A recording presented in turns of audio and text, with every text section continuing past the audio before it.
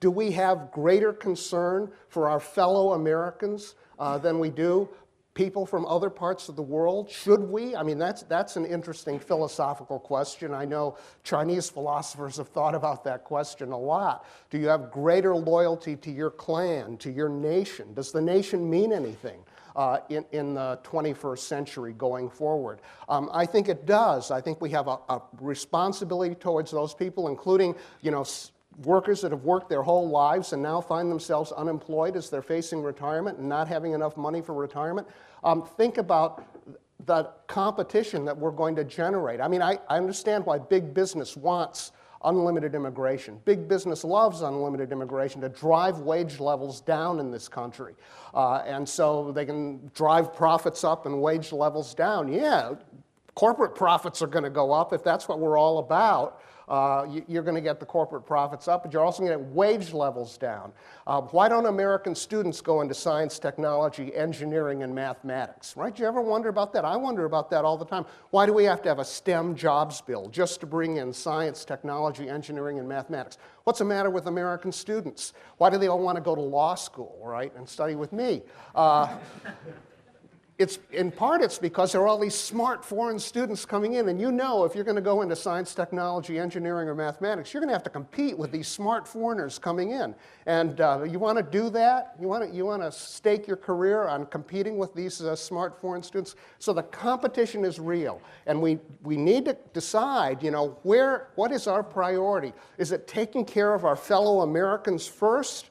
Or is it worrying about the entire world? Can we not take care of our fellow Americans until we take care of everyone in the whole world? I don't think so. Can I let Bryan respond? Sure. I care about my children far more than I care about other Americans or other human beings. I love my children, and yet there are many things I will not do to help them.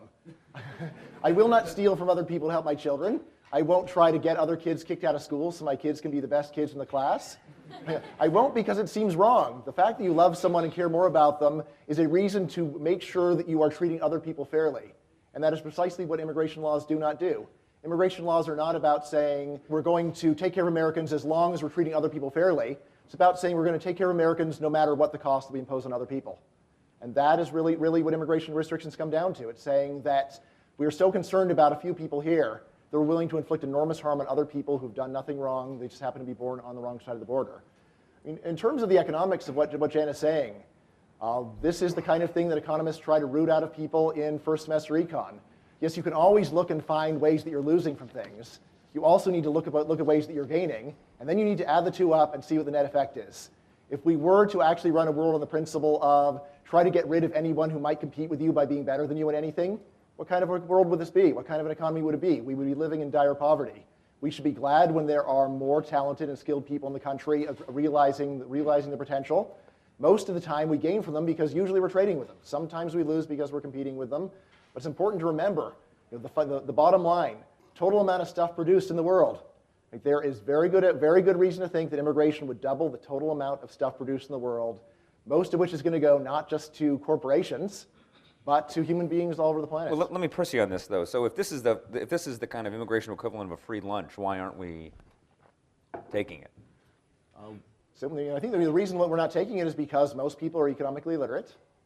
So they focus on whatever downsides they can find. And second of all, people suffer from what I call anti-foreign bias. Namely, anytime there's a problem, they look around for a way to blame foreigners. Whenever foreigners are about, they try to find anything negative they can to say about them.